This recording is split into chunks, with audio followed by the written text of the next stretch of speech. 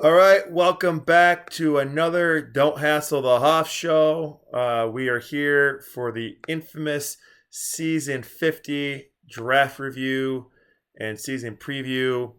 My cohort or normal cohort that I've had the last few shows has been War Machine. He could not be with me tonight, but I have someone just as good, and my draft review partner, the one, the only Viking Mo. Welcome back, buddy. How you doing? Good, man. Thanks for having me. So I'm sure this is going to be juicy for you, as it's going to be juicy for me. I'm just going to preface this for everybody. There are going to be no holds barred for this one. This is going to be something. So I don't want to go any further than that. We're going to start this process with basically talking about the draft picks that were made, and then we'll kind of go on to everyone's teams and all that stuff. So let's just kind of jump right into it. Really, really great format this time around. Something we've never done before.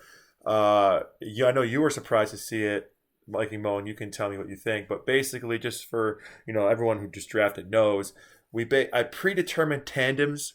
So I'll give you the extreme tandems.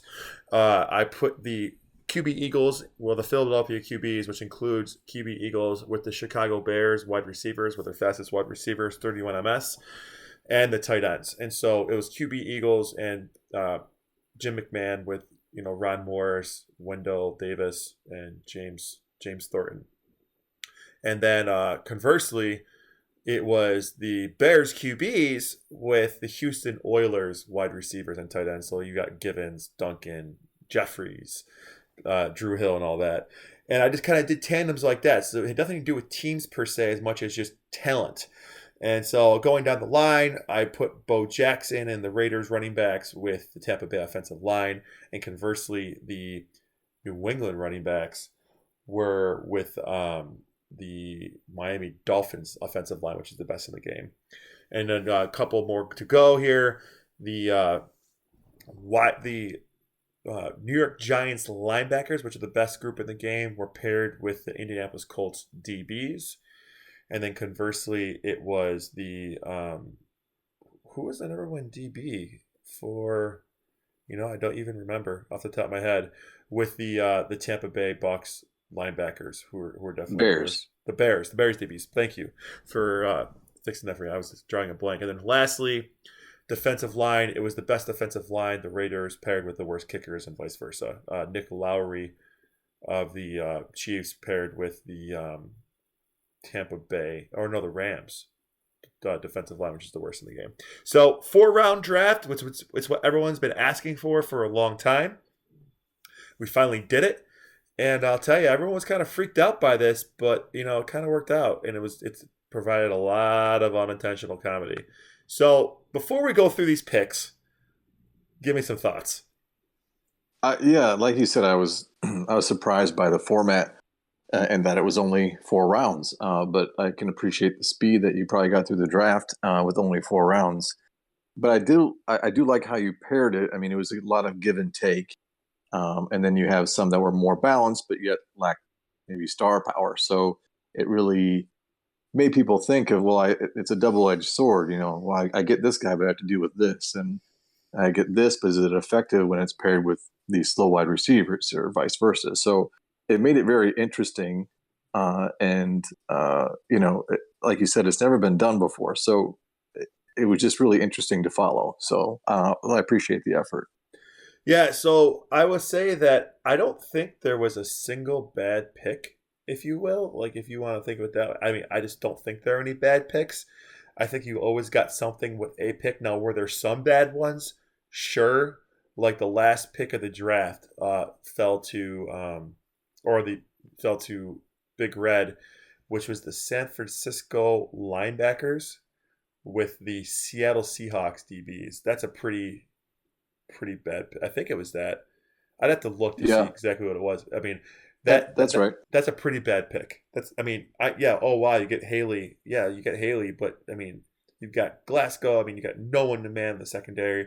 and Haley's only 19 interceptions. So it's the Haley show, and Harper isn't, is sneaky good but not fast enough to man. So it's Mhm. just one of those things. So we don't need to beat this up anymore. So to go through this, let's just kind of start with pick one.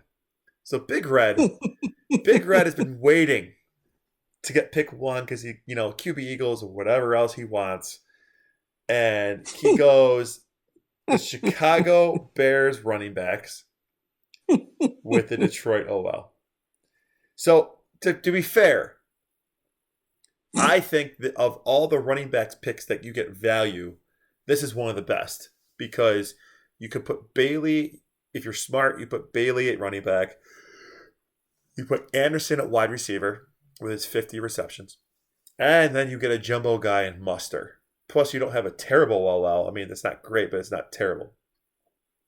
So, of the running back tandems, it probably provides some of the most overall value. But not picking QB Eagles pick one. So if this is you, if you had Lucky Mo, if you had the number one overall pick in this draft, and you saw what QB Eagles was paired with, would you still take him number one?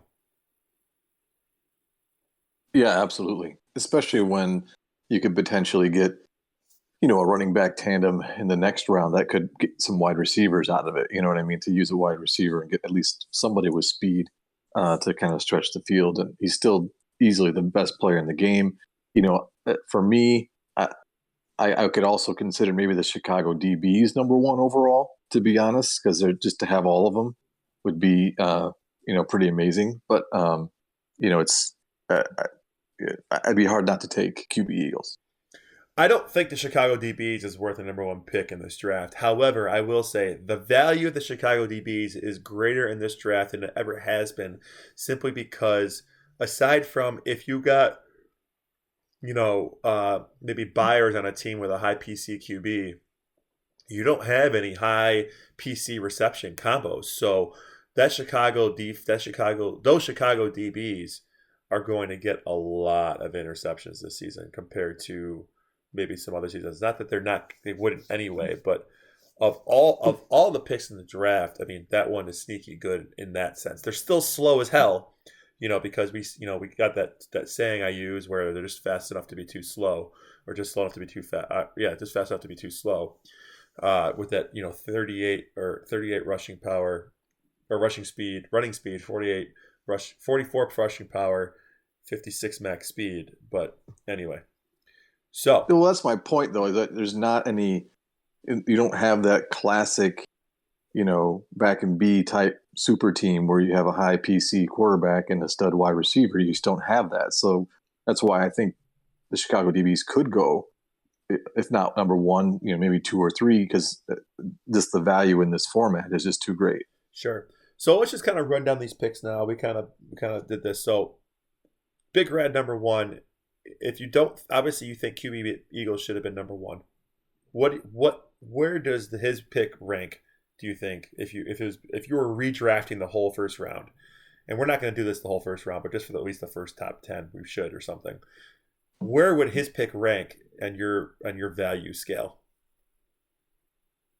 Yeah, I mean, like you said, it should be the first running back pick probably taken. But when you consider some of the other decent, elite quarterback pairings, you know, uh, it probably still stays in the in the top 10, but maybe the end of top 10. I So guess I would say. I would argue that my running back pick, and we'll get to it, is better than this one. I understand you get the jumbo blocker, and I'm not, I mean I know there's value in that, but it's just set up better. So I mean you could throw Bailey at wide receiver, but then he's just gonna have no reception. So who knows who your quarterback is? But it's just like mine's set up better because Gray is 56, MS, 50 receptions. Barry Sanders 69 MS at the running back spot. I mean, Yep. if you're worried, if you want to get the value running back pick where you're getting a wide receiver out of it, True. I would tend to think I like the Detroit one a little bit better. Although I do love the jumbo guy. I thought if you're when I was ranking in my own head the running back picks from a value standpoint, it went Detroit one. It went.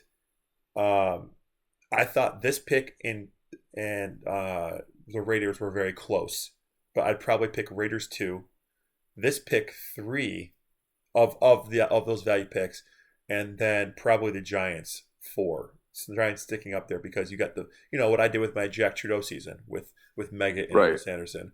Now Yep. that's assuming you're okay with the 50 MS running back, and I'm talking about just value of getting 2 picks for one. That's the only thing I Right. mean here. I'm not by no means saying I prefer to have Otis Anderson over whoever else, but anyway. So going down the list, so then this number 2 overall pick. Come on, man.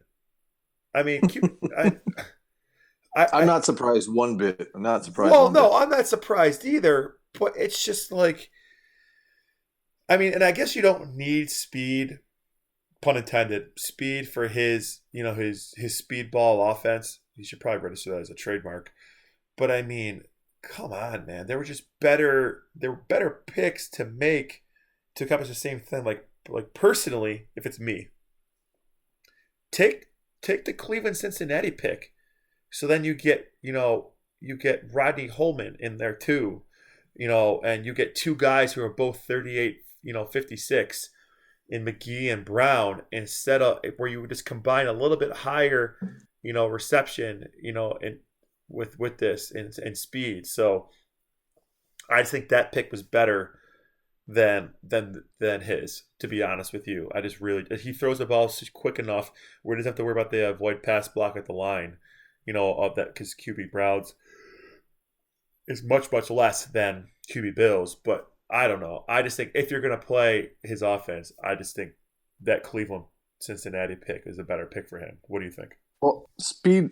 Actually likes a little bit more passing speed for his ridiculous offense. And he had a lot of success in a couple of games with QB Bills, so it doesn't surprise me at all.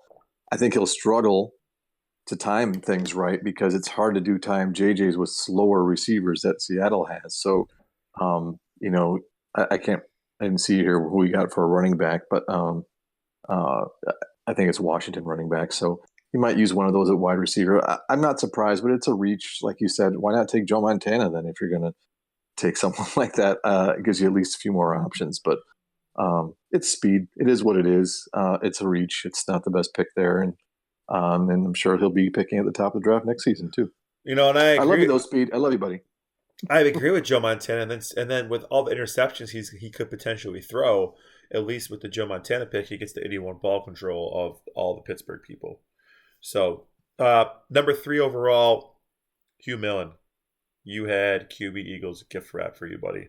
I hope you don't. Nice. I hope you don't blow it this season. But this is reminiscent of that season where Rico got QB Eagles because everyone just passed on him for no reason. So everyone got scared, and there was a big debate in Discord during the rolling part of the draft about this. And Nas probably said it best. It's just QB Eagles is enough.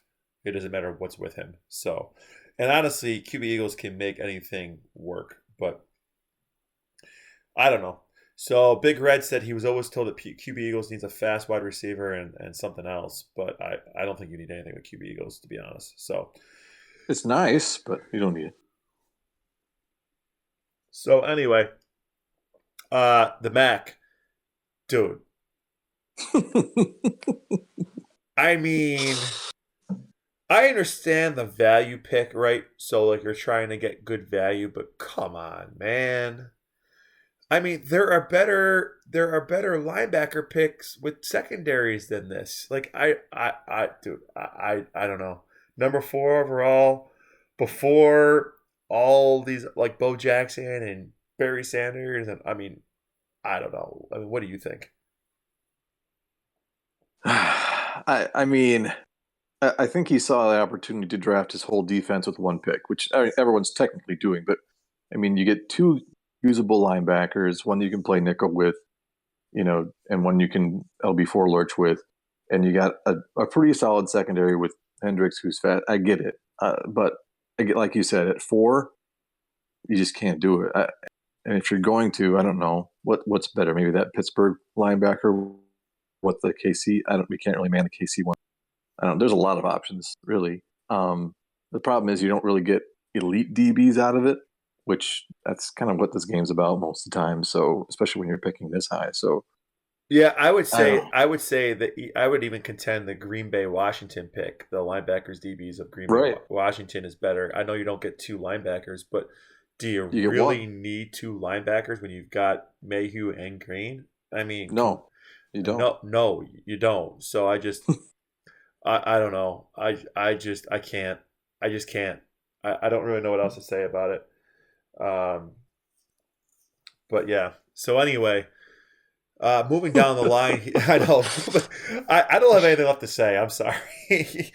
Moving down the line here, so Barletti then goes, Houston, Cleveland. Which I mean, if you okay, so now we're going up to the quarterback picks because there's obviously four in a row. Something that everyone in the draft figured out real quickly was you never really needed to draft a quarterback. There was so much late value on quarterbacks. I mean, I get it from the quarterback perspective of these elite quarterbacks, maybe, but I think there are better options. But I guess that depends on the team you want to build. But like some of these elite quarterbacks don't come with anything to throw to. I mean, nothing Right. like you're used to. So is it really worth it? I mean, obviously Moon and QB Browns, I get it because they have a little bit of mobility and Moon with his passing speed and whatnot. But I mean, do these fall in the right spot here? I could argue the QB Browns. I mean, the 25 MS is really nice. You get a good tight end with Cincinnati as well.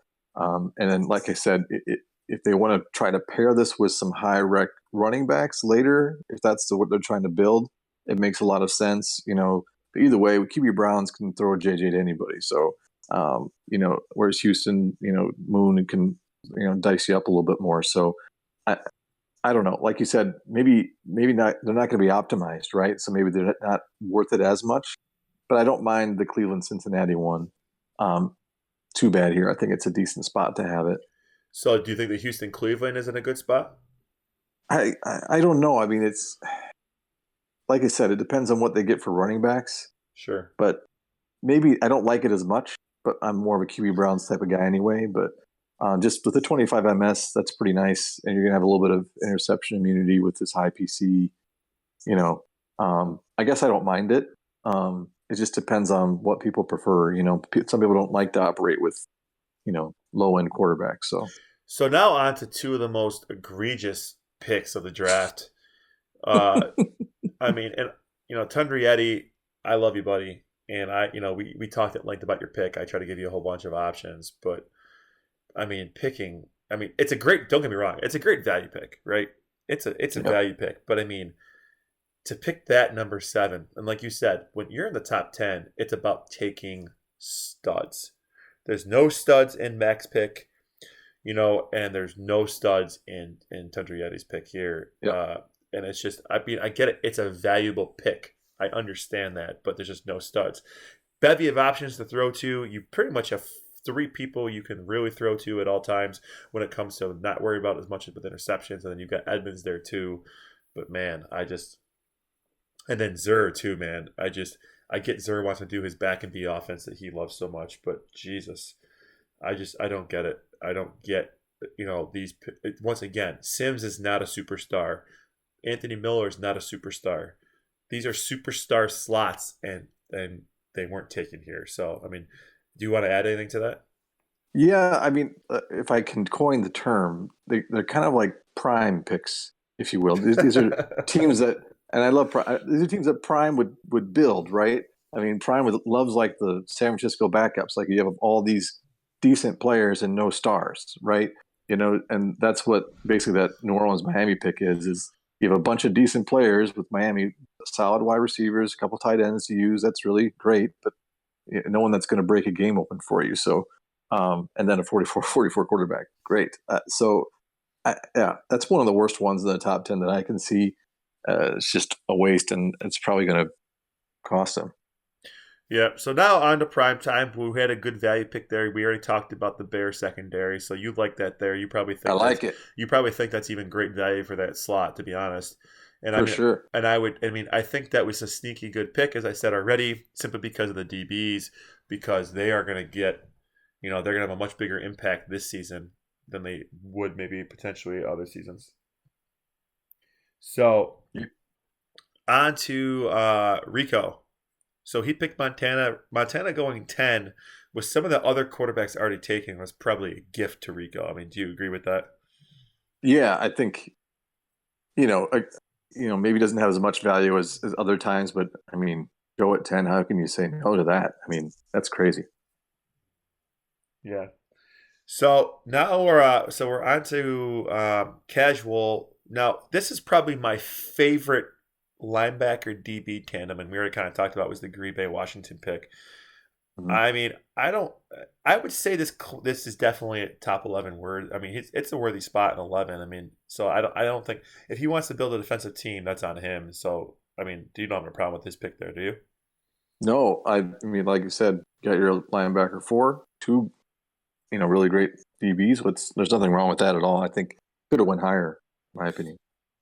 Yeah, I would agree with that. So now we're into the meat. So basically, well, no picks. So picks. No, if you look at this though, picks 12 through 16, those five picks, there's four AFC East players all in this slot. So literally, we're all just picking by each other the whole time. I said it in my pick on the forum. I'm gonna say it now. And Gatz doesn't agree with me. He's been saying nonstop in the stream chat uh, that Bo Jackson should be number one or whatever. But I still maintain that, and I did it. Obviously, I picked it that way. That I think that Detroit pick was of greater value than the Bo Jackson pick. So before we go on any further, do you agree with that? I do, just because for me, it's the Tampa Bay O line. I've seen Bo Jackson's seasons be ruined because they've been stuck with Tampa Bay. I think two seasons in a row in HSTL where they got stuck with the Tampa Bay O line, and it just ruins it. I mean, even against almost every matchup, you're going to have someone breaking through and messing up your play that you don't normally have to worry about. And even with Bo, it makes it tough. So especially when people are pick and run against you. So I think the Tampa Bay line is just something I would want to avoid at all costs. And when you have that's decent, I mean, they both come with an extra 56 MS running back. But like you mentioned, with Gray having better rec, he just fits better at wide receiver. The O line's better. To me, it makes a little bit more sense for one notch of max speed. I like Barry better. So I agreed, and that's why I took that. So I mean, and I thought that was a gift to me at 12, and I mean, I assume you agree, and if not, that's fine. So now going on to Jesus.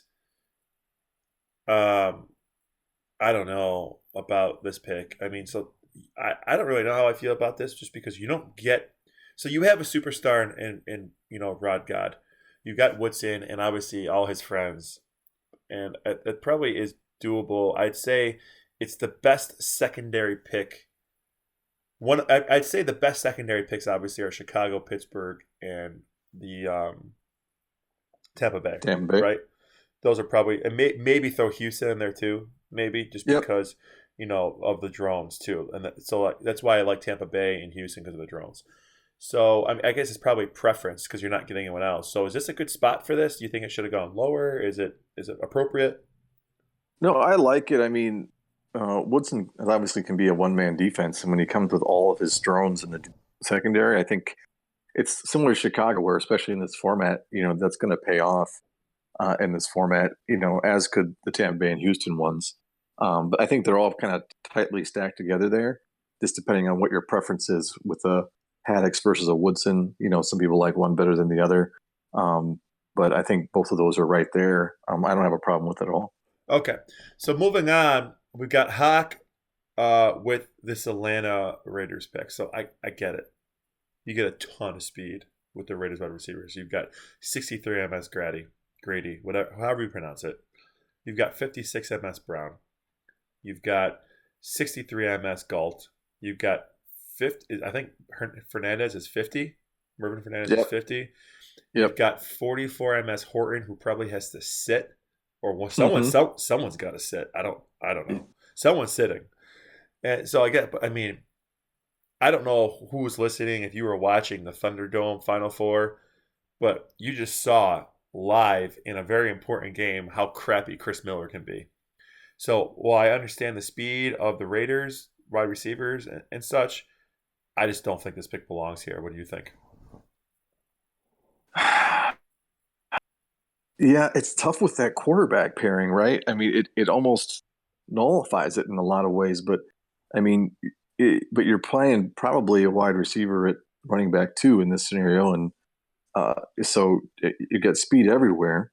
But you got to be really careful. I guess you just throw to open guys, but you know, I don't know. It wouldn't be my choice. It's not my type of flavor. Because can you really use all that speed and take advantage of all of it? I don't know. I don't know if you can, especially when none of them could play running back and carry the ball. So, um, you know, tremendous value, but does it work? I don't know. So we'll see. Hawks, he's an offensive guy. See if he can make it work. So now JP the bowler. Welcome back, JP. The last hope to not have Matty D get Bo Jackson. And holy hell, what was he doing, man? To think, and I get people are scared of the Tampa Bay offensive line. And maybe it wouldn't have mattered for JP, but obviously it matters for Matt because he's really good. And I'm not saying JP's not good, he's just out of practice. But, to think that getting Thurman Thomas and the rest of the running backs, forget Which Jamie are Mueller, terrible. forget Jamie Mueller Terrible. and his high HP. Thurman Great. Thomas and the average or a tiny bit below average New York Jets offensive line was better than taking Bo Jackson and Marcus Allen, and literally you could have put 5 quarters up there and nothing, like literally coins as offensive line. I don't know what to say. I As much literally as don't know what to yeah, say. as much as I would love to avoid the Tampa Bay O line, this makes no sense because it would Bo Jackson alone, and then you add in Marcus Allen versus Thurman Thomas and Jamie Mueller. I mean, it makes no sense. I would, It just does. It yeah, makes no sense. and I would argue the New York Giants pick that was taken way down below at pick 22 by Game High has Yeah, greater value than any of the 63 MS running back picks, just because you get 2 running backs in there, or like one you could put at wide receiver, whichever one you want, honestly. I right, mean, whatever. right. Like, I tend to think that Giants pick is more valuable than any 63 MS running back. So, I agree. but to if you're gonna go running back, to not take Bo just boggles my mind. And now here we are. Huge. Oh, It got to be jeez, this has to be the lowest Bo has ever gone in a draft ever. 16. It's got to be. it's crazy. It's got to be. It's got to be. But besides that, right? Besides the fact that Bo went 16, he's in the hands of Matty D. And I understand Matt was out of practice. He had a tough Thunderdome and didn't get out of group play or whatever. But holy crap, man! Like I don't. I mean, there's I'll be saying right now, I have no chance of winning the AFC East. Because I mean, not that Matt just got Bo because his team is kind of filled out later. But are you kidding me? I just don't know. I mean, I don't. I'm sure you don't have much to add, but you're welcome to. Well, I just like to see what he could do with him with that O line. He obviously has the skill to make it happen.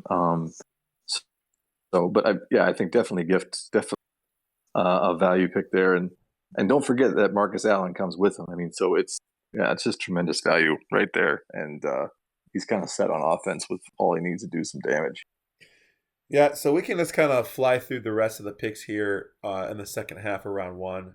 The predominant theme here is that you really didn't have to take QB early in the draft, and you'll kind of see as we scroll down through why. But so these guys, everyone after Matty D, all went linebacker DBs, and whatever their flavor was. I tend to think, if you wanted linebackers, the pit pick, fine. Although I don't like it because you don't have really any manable DBs. But I mean, War Machine currently in 2K is doing that same experiment where he doesn't have any manable DBs, so Swamp can make it work. I know. I mean, Viking Mo, if you want to touch on it real quick, I think one of your best defensive seasons in HSTL is when you had the 2 linebacker system with no manable DBs. I think you had Snow and Little or Lloyd, and you Uh, led the league in defensive yards. It was the Pittsburgh linebackers, so I had um, Little and Lloyd. You had probably that's when we had the full position draft. Okay. Yep, So I yep, mean, and then so yep, I Green mean, Bay you DBs. proved it was possible.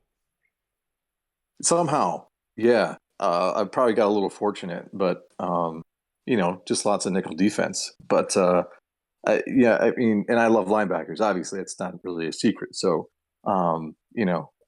so if you like linebackers and you know how to use them, then it makes sense. I think the pick KC makes sense. Solid drones back there, so I like it. I would have taken it. I'd say the Indy TB and New England Houston pick are probably interchangeable. Haddix is better than Richard Johnson. I think I'm not positive. Don't, but I think the Houston drones in the secondary are a tiny bit faster than TB drones, but I'm not positive. I don't remember completely off the top of my head.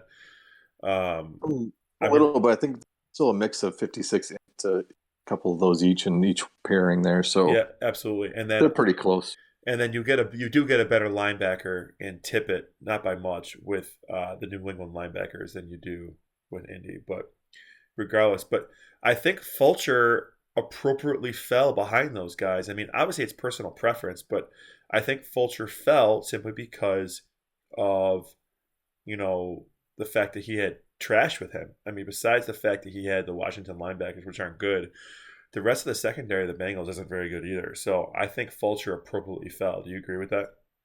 I do. I think, some people swear by Fulcher, and obviously he's unique that way, similar to like Woodson in some ways. But yeah, the problem is that Woodson comes with great drones in this scenario, and half of Cincy's DBs are a liability. Um, so I think it's appropriate for sure. I think, yeah, like you said, I still like Tampa Bay better than Houston a little bit, but definitely both of those before Cincinnati. So then the question I have here is, should the San Francisco DB pick been before all of these? Simply because Waymer is not a superstar, but he's a stud, and you get another stud DB in Lott who basically plays like a linebacker with his hitting power. Yeah, I almost like the San Diego one better. They're paired with Dallas linebackers, which have a couple of solid ones, usable, you know, type players. And when you think about Waymer and Bird being kind of interchangeable, the difference there is Lot, of course. So just depends on how you want to use them. Yeah, so I mean, it's kind of getting down to personal preference at this point. But Yep. game high with that game high with the value pick of the Giants running backs in Denver well at 22, I thought was great. I so my besides all my general shock of everyone's picks already, as you know, we kind of outlined already. The huge shock for me in this draft was Prime. I understand why. I mean, Prime. Look at Prime. He is, taking some superstars with Good for him. with Flipper and with Ellard. I mean, and it's going to be the. I mean, but it's the lowest PCQB I've ever seen him take ever, ever in all of my seasons of ever playing with Prime that I can think of. It's the lowest PCQB I've seen him have. So, good for Prime on doing that. Obviously, Gats, we kind of just touched on his pick with the DBs and then kind of going down the line. The Philly Detroit pick was also sneaky good. Great value there because you've got, you know, Joyner and then you also have Jerome Brown as well as you got William White there in the secondary. And Blades actually himself is also manable and good. Now, going down to Stall, Marino with the Saints, it's good. Like I think pretty much all these picks now is just based on what you want to do, and I just think that was a good pick for Stall. I think he can make that work, and so on and so forth. So we're kind of finished here. I love that pick though. Marino at 26. Oh yeah, I mean, of and you course. don't need a ton of. I mean, it's nice to have a little speed with Marinos, but some burn routes. But you know, still, you can just pick people apart with that passing speed, and obviously Stahl's And good at that. yeah, and you do have the Eric Martin 69 receptions to kind of get some Right? CCs as well. It's not So bad. It's not bad. so that's kind of where I wanted to stop from a pick by pick standpoint. Kind of scrolling down now, I do have to touch on Game High second round pick. Game High ruined my hopes and dreams. I I I, I wanted Jack Trudeau, and Rice. I mean, it would have been an embarrassment of riches having, all that speed with Rice and Taylor and Barry and Gray. But I really wanted to throw the ball from Jack to Rice. I'll tell you right now, and I'm saying it right now, if they were there, I was not going to give a damn about a defense. I was taking that pick second round. So I was pretty bummed by that. But I think the only thing I said to Game High in Discord, during the draft was, why take that when you just got such an incredible value in the Giants pick? Like, if you're gonna take this, don't take the Giants running backs. Take a defensive tandem. You know what I'm saying? Like, it's just superfluous because now he's just got so much speed to throw to and whatever. But I mean, he won't need to run the ball, and now he doesn't need to put Meggett at wide receiver. So what? He's going to run the two. So I mean, you've got your starting lineup. He's got a lot of blocking. He's got Anderson. Probably will keep Anderson at running back two. Put Jones at tight end, and then you've got, whatever. You just got a ton of speed, but it's just you can do whatever you want. But it's just his defense is We'll see when we go through the teams later.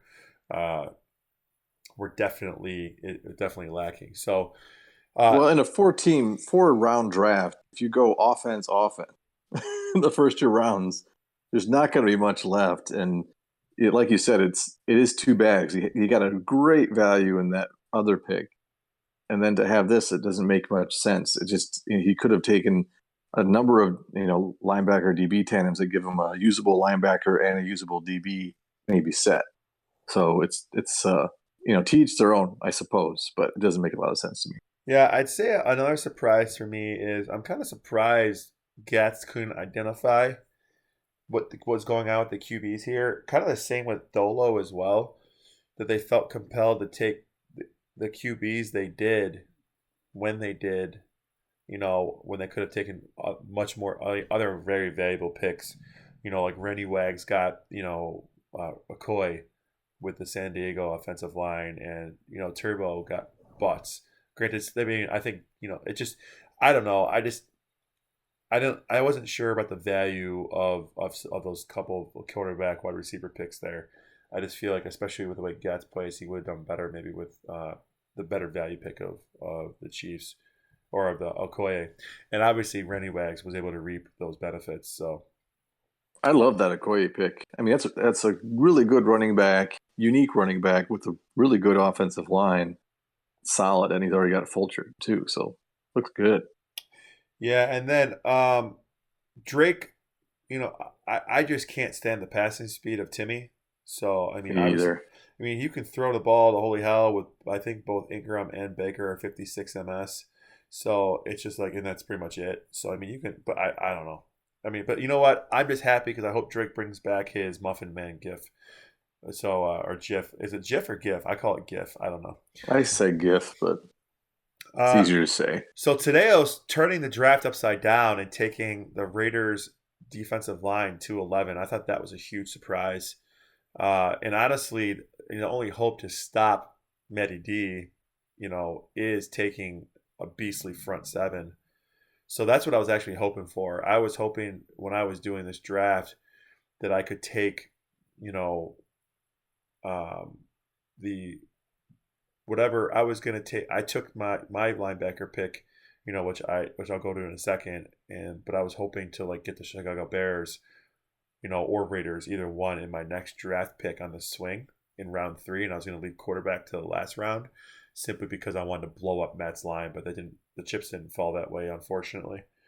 But anyway.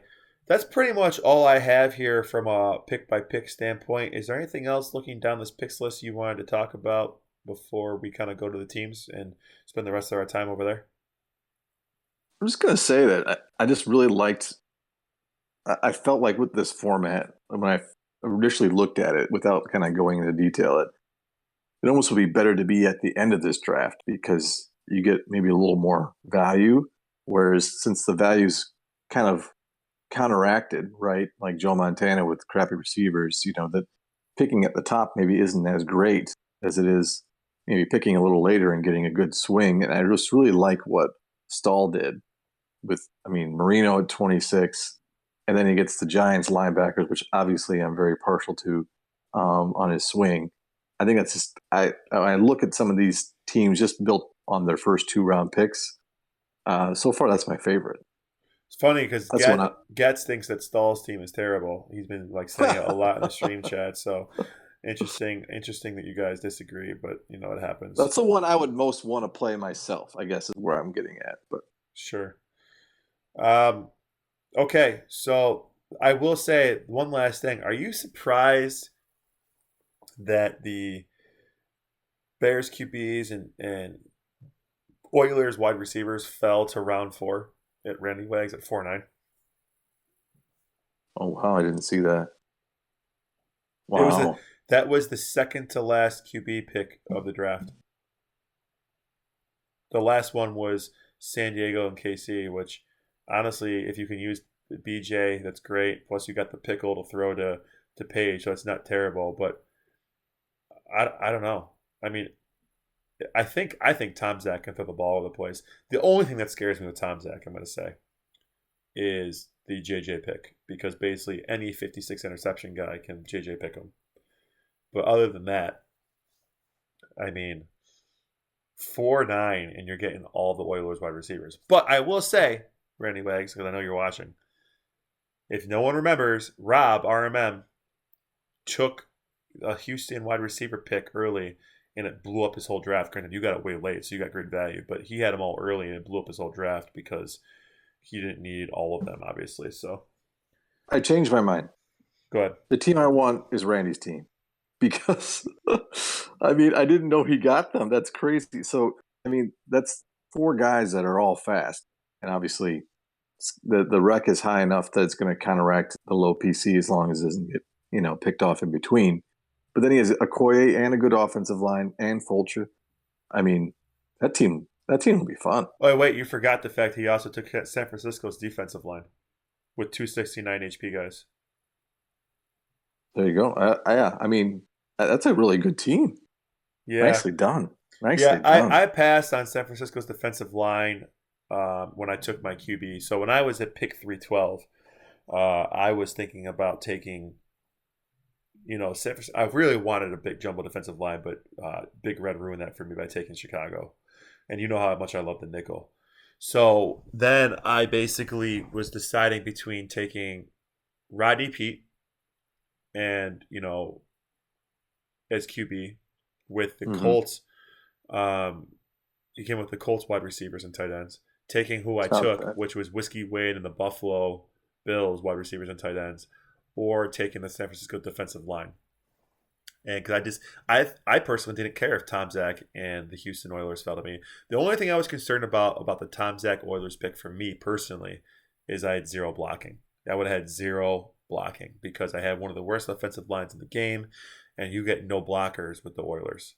And I am a run first team with Sanders, so it's like, I was kind of concerned about that. So as you can tell, took the Whiskey Wade and the Bills just to give myself a bailout kind of. I just thought that not having the Lions pretty much OG offense was a good idea. So that's why I kind of mixed it up a little bit there. But anyway, so yeah, so we're kind of done with this. And let's go to Randy Wags points out a good thing in the stream. I think he made it to the AFC Championship game or maybe the Super Bowl with Tom Zach as his primary QB. So, okay, let's go to the team page here. I just got to change my my thing here. Okay, here we are. So, looking at the teams now. We have all the teams listed here. They are in order of whoops, there's some teams not filled out here, but I'll fix that. So just looking at these teams, I don't have them grouped properly, but do you want to kind of like rate what people are going to do? I mean, I wasn't really sure. I more wanted to focus on the draft. So how do you kind of want to go through this? And what do you want to kind of review with these teams and what people have put together here? You want to like look at what doesn't make sense? Do you want to look at what you think people are going to do in their divisions? I mean, we can probably easily do that. How do you think we should do this? Yeah, I mean, maybe we can project how they're going to do based on their skill and the players they have, I suppose. Whatever you feel like. I'm just looking at the team tab on sheets. Is that what you're looking at? Yep. So basically, so we'll start with the NFC Central, and we're gonna fly through this because we're gonna try to keep this, as close to an hour as possible, and we're already at about 45 minutes here. So you got the AFC Central, you got Big Red with the number one overall pick, and he took the Bears running backs and the Detroit OL. He was able to get the Boomer Esiason and the Jets wide receivers. So he's got Toon in there, to bail him out. So he's got Toon for receptions, and he doesn't necessarily need to put Neal at wide receiver. He could potentially put Bailey and keep the 63 MS running back. But where he really suffered was his defense. Yeah, he's got Chicago DL, but obviously the worst kicking tandem in the game with Phoenix. But then he has, the San Francisco linebacker and Seattle DBs. I already said that's one of the worst I think there is in tandem. So I mean, I don't see him. I don't know what he can do with the team. And don't forget, we did a full realignment, and he now has, greatest player in the world, Joey Gatz, in his division. Ouch. Well, I mean, he could play a lot of Richard Dent nickel, but that's about the only option he has. Or harness the hidden stats of Glasgow. I guess that's all I can think of, because that's going to be rough going. But hopefully, the thing is, his offense doesn't look unstoppable either. So that's going to be a rough go. Yeah, I'd agree. So going down now to Green Bay, we got Player. He's got, we talked about his QB pick with the Browns, QB Browns, and the Bengals wide receivers and such. He's got some speed and running back with Johnny Johnson. Not a lot of blocking because it's got the Houston OL. Oh no, Houston OL is fine. So he's got the running backs of Johnny Johnson. So he's got good blocking there, Wolfley and Sikahima and whatnot. Linebackers DBs. He's got the Buffalo linebackers and the Packers DBs. So he has no good DBs, but he does have Darryl Talley he can play nickel with. Conlon he could put Conlon at linebacker 1 for kick blocking because he's fast enough to get in there. He's like as fast as, Pat Swilling, Von Johnson. Got Biscuit for linebacker 4, and then he can throw Talley at linebacker 3 to play pass coverage, and that's pretty much what he's going to be doing, I think. I will say, though, and why I got to, and I'll talk about when we talk about my team, the linebacker, I don't think trashy DBs from an interception rating standpoint are going to get really ruined in this format, because there's not a lot of, as we kind of already touched on, high PC to high reception combos. Yeah, I mean, and pick plays and overthrows, as we've kind of discovered, you can have automatic interceptions there regardless of their ability. So sometimes that doesn't matter as much. It's not like he's someone to go back there and play center field and get jumping picks or anything, but it could still be enough. I mean, it's not maybe be as much as a liability. Sure. So I think he'll be okay with that team. And then his kicking game doesn't really matter. So going down to Zur now. So we've got Zur's pick, which I don't agree with at all, which is the Giants San Diego wide receiver, Giants quarterback Sims and the San Diego wide receivers. He then picked the Jets running backs, obviously to give himself 44 MS running backs because it's a typical Zur team. He's got 2 of them there. And then he's got the Philadelphia DBs with the Rams linebackers. So he's got Kevin Green there, and I don't mind this pick. I know it's got Andre Waters, but once again, we talked about this and how I don't think he can get it as abused. Speed-wise, he could, but that's it. And you've got 2 manable guys in Eric Allen and Ben Smith there. You throw Eric Allen at DB3, throw Ben Smith at DB2 to block, cover that side of the field, and you're kind of good. Throw Waters at DB4, and then whoever's left, and whoever I'm missing, and that. Wes Hopkins. Wes Hopkins is like the sneakiest good trail guy there is on the ROM. Right. On the ROM, and plus, he goes into good. He's JJ picking people, or he could JJ pick Tom Zach regardless. So. That the secondary is not bad. This was actually a pretty good linebacker DB pick and I think he got it late, so it was a good value. Yeah, I mean the defense should be enough to get some stops. The offense probably could have been better, but I mean he could probably make that work. He should be competitive.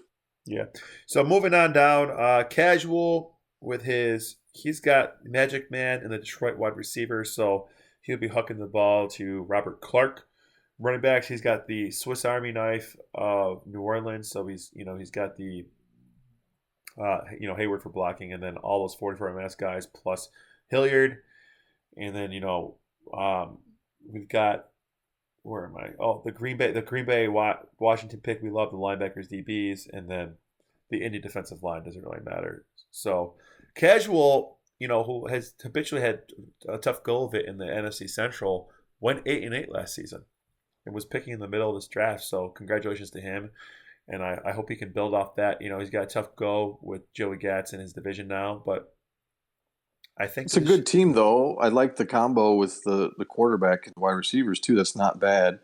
It's very much like Magic to Sharp. So, and he also has a 50 MS kick returner. So it's a pretty complete team. I don't mind it. Yeah, 50 MS kick returner with Hayward. So he's probably got the best. Nice. He probably might have the best kick return game if I'm looking correctly. Yeah, Looks like it to me. he'll have the best kick return game on the round. So, and then moving on down, I think all we have left here is the Bears. Are they all that's left? Yep. Yeah, the Bears. Joey Gatz. So Gatz took that Washington Atlanta pick we talked about. That was probably not a good pick for him there. Plus he has no running game. So besides the fact he probably should have he probably didn't think the quarterbacks were going to fall because they did. No one did. But Gatz, with any of those QBs left, he could have made it work. I mean, hell, Pagel was his primary quarterback last season. He made the playoffs, and now he's got no run game. I mean, he's 38 MS is just kind of tough, to be frank. So that's gonna be He's tough. just gonna back and beat Horizon, I guess. Yeah, and I mean that's pretty much stops with Bird. He did say he was making it a back and B season, but I think that's what's going to happen. It's just going to be back and B for him. So, and he said he hasn't done it in a long time. So, I still think Gatz will win this division, but I would say my favorite team in this division is probably Casuals. Yeah, I agree. I like it. I think Casual is the best team in the division. Okay, moving on to AFC West, Speedball. We talked at length about this already. Gatz has been saying in the stream chat that he was scrimming speed and that Speedball is on with QB Bills, so I guess we'll have to see how that goes for him. I don't think his other offensive pick matters because he's not going to use them. And then the Cleveland DBs and the linebackers with KC, I get it. You get Derek Thomas, but if you're smart, you're not manning Derek Thomas because you're probably manning Snow because you're just playing pass because you don't have DB to man. So I tend to think he'll be manning. If he mans Thomas instead of Snow, it's probably a mistake. But regardless, Speed has had a tough go of it his first 2 seasons in the league. He went kind of all offense his first season and didn't do well.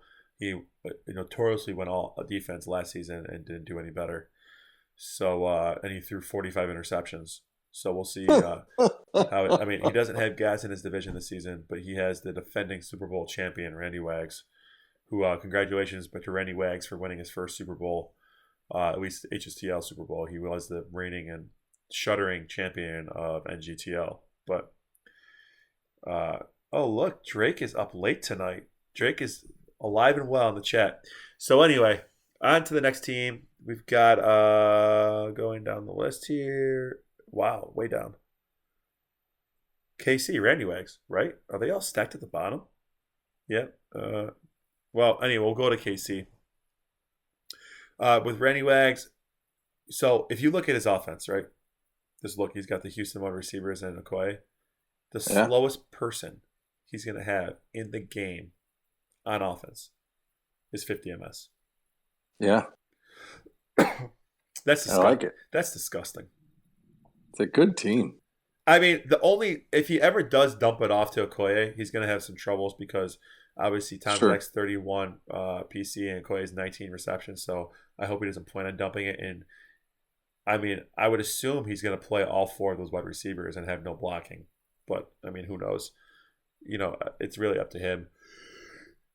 He could throw a word at tight end if he needed to, if you throw a word at tight end, if you throw a word at tight end, he's only 25 or 31 reception, I believe. So it's just like you're not throwing it to him anyway. I don't think you need Duncan. I think you could probably forego Duncan and just go with Gibbons, Hill, and Jeffries because I mean, what's the point of having Duncan? I'd play conditions with Duncan to be honest. But anyway, He's got options. yeah. And then obviously he's got Fulcher in the San Francisco. So I mean, Randy's primed and ready to uh, do his thing. And I don't really see him as a back and B guy, so it's gonna be interesting to see what he does with his team. He's definitely has everything he needs. Game high in San Diego. I already spoke on the fact I thought that his Giants Denver pick was great, but then taking Jack and San Francisco wide receivers is just tough because it's just it's just you ruined the great value you took in round one, and his defense paid for it. I mean, he's got the Miami linebackers with the Saints DBs, who I mean, Massey's the only above average interception guy, no one to man. It's the Alfredell show, and that's it. Who has no hitting power, and then he does have Reggie White on the defensive line that he can use, so that's nice. But it's just basically Reggie White and John Alfredell, and that's it. Yeah, So it's gonna be tough. It's gonna be tough. Anyway, then going down to where are we? Drake, I tried Denver. to. I just want to comment on Drake's stream chat. I did try to go to the site, but I couldn't make it look pretty, so I decided to do this instead to make it easy and quick. I'm sorry, Drake. I do love the site, and I will sing your praises until the end of time. Going down to Dolo, right? Dolo. So this is kind of a big digression for Dolo because Dolo is a grinder, right? He runs all the time. He'll scramble, whatever. His fastest running back is 38 ms. So, he's going to be throwing to 44-63 carrier with Everett, and then he'll probably throw John L. Williams in there somewhere, and that's going to be his high PC to high reception ish combo, and then he's just gonna have to do a lot more passing than we're kind of used to Dolo seeing. And then he's got the we already talked about his linebacker DB pick. That's fine, great. And then he's got KC Buffalo, which whatever. So I think that's defensive line pick is just whatever. So Dolo is primed, I think, to give Randy some trouble there in the West. However, I don't know about I don't remember a season where Dolo didn't have a running back, so it's gonna be interesting. Yeah, but the thing is that White could jump pick, you know, the quarterback if from True. so Tom Zach. So it makes a difference, So those matchups will be really key, and whoever plays those matchups the best is gonna be successful. Yeah, and to give you perspective, Randy, because I know you're listening, I just played Madtown in 2K, and Slay was exactly the amount, the 25 difference to jump pick, and every opportunity Slay had, he jump picked. So, for what it's worth. Moving on down to Madtown. Did I miss someone in the West? I don't remember. If I did, I'm sorry. Madtown, he's got this. He took the Craig plunge with the New England wide receiver tight ends. He's got Marv Cook there and Fryer.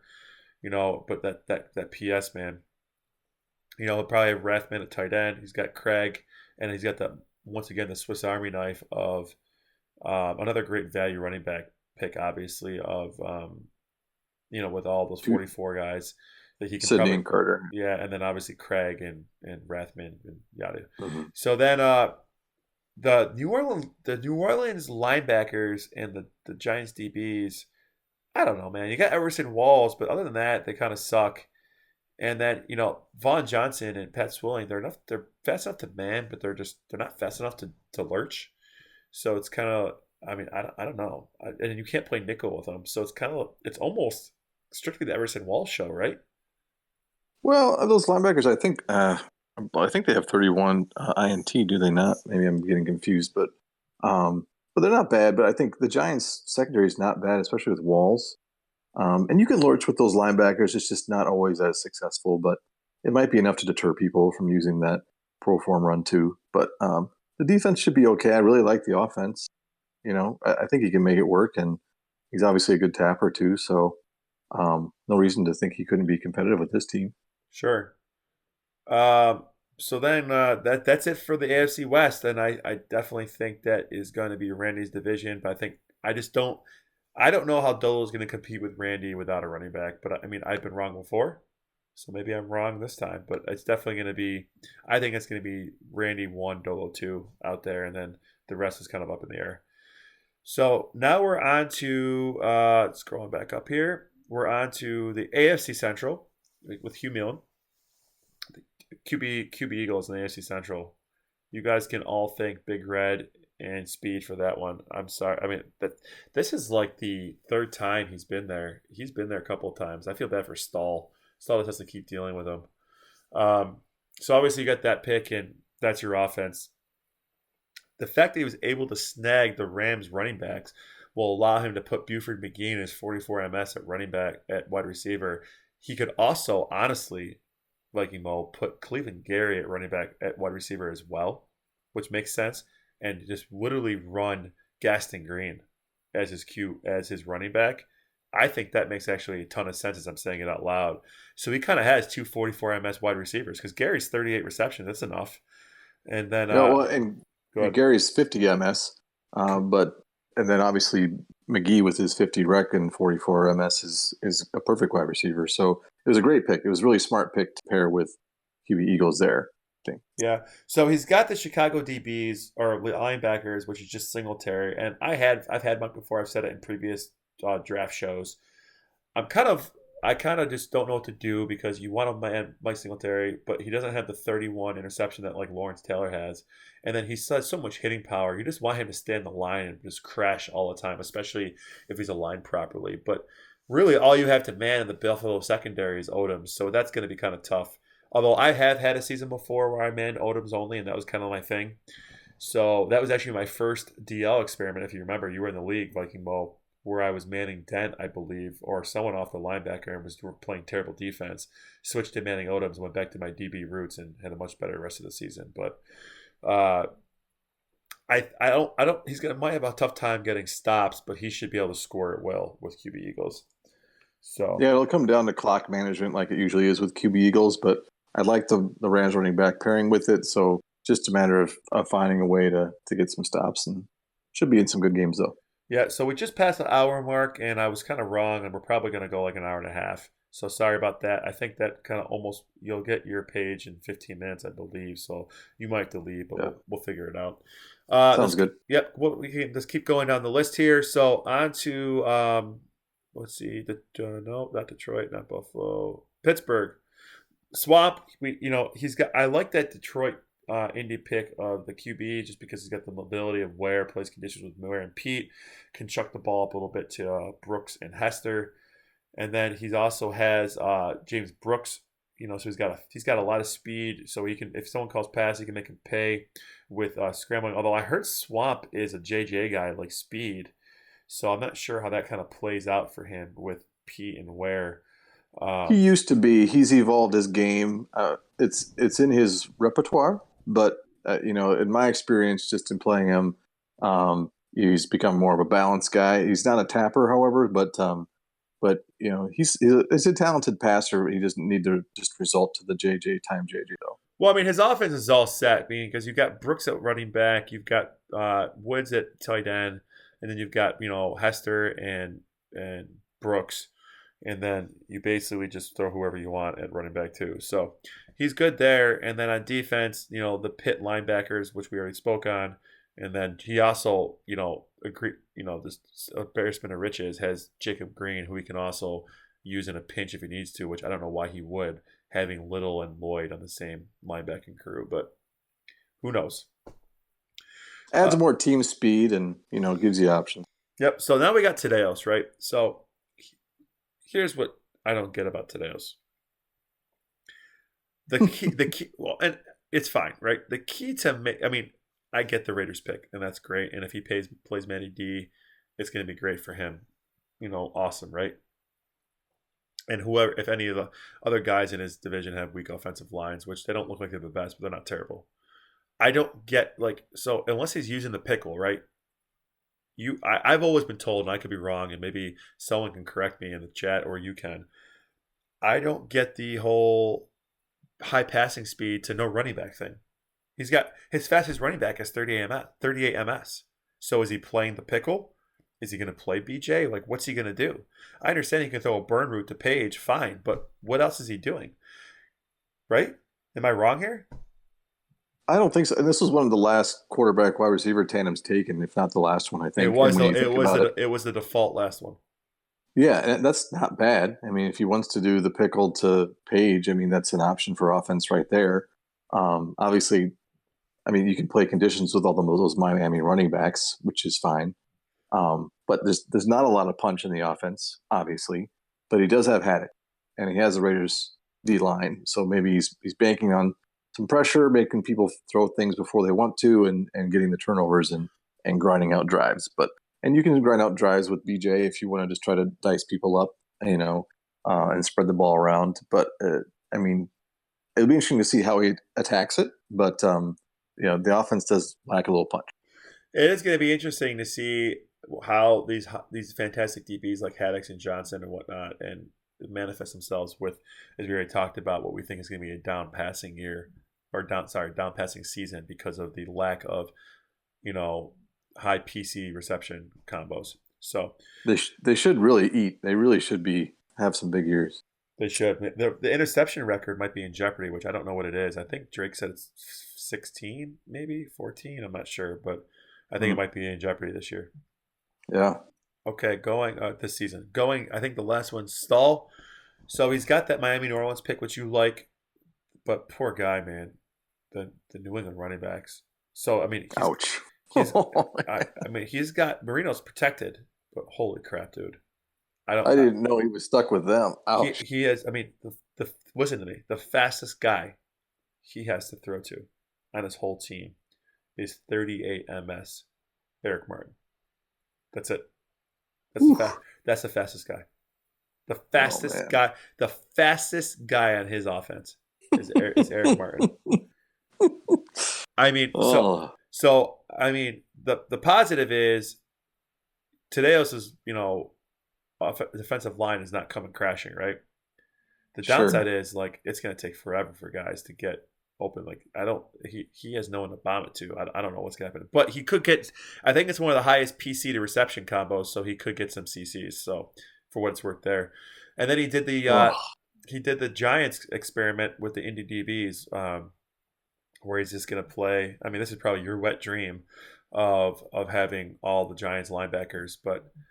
That'd be fun. He's also got Dolman on there too, so he's got some hitting power on the front five there, with Dolman 69 and then Taylor at 75, and I think Banks or Pepper's 69 as well, right? I believe, and then Banks is 63, so Pepper can go. I guess it's Pepper LB4, Taylor LB1, Reasons LB3, and Banks superfluously LB2, but yeah. That's going to be tough on offense. No one's going to pick run, and Marino's slow too. So, and who are your hot routes? Can you even get? I don't know. That's going to be tough on offense. I didn't know he had New England's running backs, but that's could be tough sledding for sure. So you said before you love his team. Do you still love his team? I didn't know he had New England's running backs. I already changed my line. I like Casey. So Rico is saying in the stream chat that MS is overrated, and Gas is saying this is the worst team on the Rob. and Speed is saying he wants Eric Martin. So for what it's worth, Stall, you got a buffet that everyone wants to eat from. Yeah. Well, with that, I just did just get my page. I'm going to have to bow out, but I appreciate you having me. So, just based on what I've seen, I think it's Randy's season to lose that team. Well, I appreciate it. You cut out there, and I think you might be gone, but thanks for coming on here with me, and I'll finish this one out on my own here. So, going back through, so we're done with the Central, and I think I can't pick Stall to win that, which is hard because Stall's my guy here, and so I think I like Swamp's team the best of the Central, but I'm probably gonna go with maybe Tadeos. I'll probably pick Tadeos to win that division. But anyway, so now we're on to the AFC or the NFC East. So let's just kind of do this real quick. So in the NFC East, you've got Barletti and the Mac right here, so we can kind of look at them both together. So the Mac taking LVP. I mean, Troy Aikman. I don't even remember when he took him, but man, dude, forget LVP. And Barletti, took that Houston pick with Moon we talked about earlier. So that's okay with Barletti, but the LVP pick, I mean, you're basically, I mean, I understand Vance Johnson's fastest. You got, what, 50, 56 there. But, and Jackson's 40, 69, but it's LVP, man. So then the Max got, Rozier, which is fine for his running back, 50 MS. And then Barletti's got, Emmett Smith, which is real nice. And that also comes with Swiss Army knife Highsmith for him for the options. And then the Max got the Minnesota linebackers. We already spoke about that pick and how it was egregiously bad. And then Barletti's got the Houston LBs with the Rams DBs, which there's no one to man back there and they're slow, but at least they have high interception. Maybe that'll pay off in this type of season. But he's got no one on defense. I mean, you're basically manning Childress, who's got 19 interceptions, so it's kind of like a mess. Don't really know what he's doing with doing with that. And then finally the DL kicker punter. I mean, either one of them. I mean, Barletti does have Bruce Smith. I have a feeling he's going to be manning Bruce Smith a bunch. He's got 25 interception, which will help. And then, Denver for the back is whatever. So then going down to, where are we down to? Phoenix with Rico. Joe Montana. If anyone can make Joe Montana work, it's Rico. He'll be scrambling a lot with that 19 MS, probably more than you should with Montana. But, with the Pittsburgh wide receivers, who knows? Green Bay running back, so he can keep people honest with Woodside. And then obviously Haddix for blocking. And then then we're getting on to that Phoenix linebackers. He's got Deion Sanders. I don't like this pick when he took it, simply because it was Deion and nobody. Like, this is the Deion show on defense, and there's literally no one else to man. I mean, maybe Freddie Joe off of the defensive line if he wants to, just as a linebacker kind of thing. But that's really, I mean, you got Harvey, but once again, it's 19 interception. It's really Deion or bust. And that's my only concern here for Rico with that. That concerns me. So I just don't. Ken Harvey's a little, in that Von Johnson and Pat Swilling speed of the 31 RS, 44 RP, 50 MS. So it's a little slow. So I just don't know why you'd ever man him instead of Deion. So moving on down the list, Jesus, so he's got the mobility of Vinny, throwing to those Phoenix wide receivers, which includes, Green, Jones, and Prohl. And then he's got the Minnesota running backs, so that basically gives him his 44 MS and the other guys to play conditions with. And then he took the Rod God pick, which gives him no linebackers to use, but I mean, he'll just be manning Woodson, and that's probably it.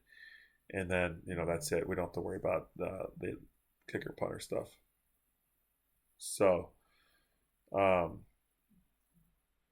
it looks like, surprisingly, Viking Mo can come back. So we're going to call him right back here and bring him back into this, which is fun. So I'm just waiting for him to come back here. And I think he's back. I'm back. Okay, so basically I just went through the NFC East. That's all you missed.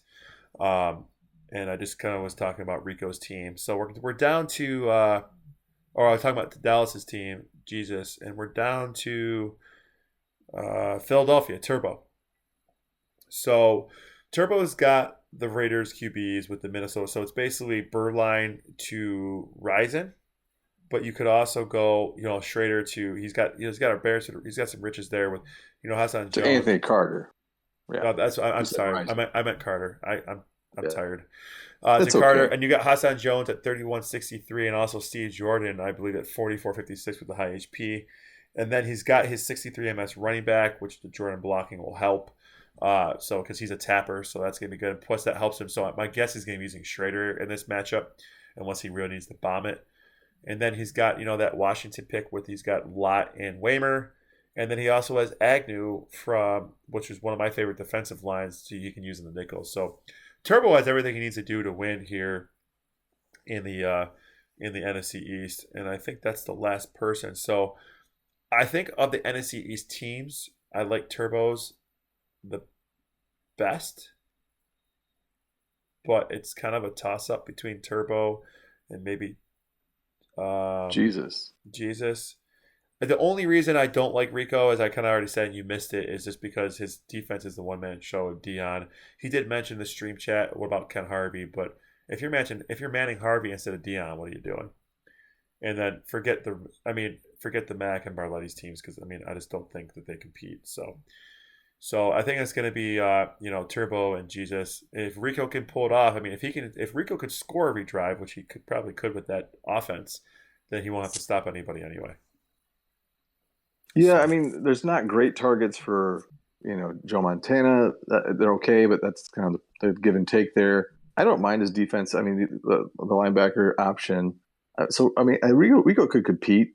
I guess maybe I like Jesus' team a little bit more. Um, I lost him here there, just because he's got Vinny and a decent O line, and then what he can do with Woodson will kind of make and break yeah, the season I of those still think DBs. Turbos is the best team in this division though.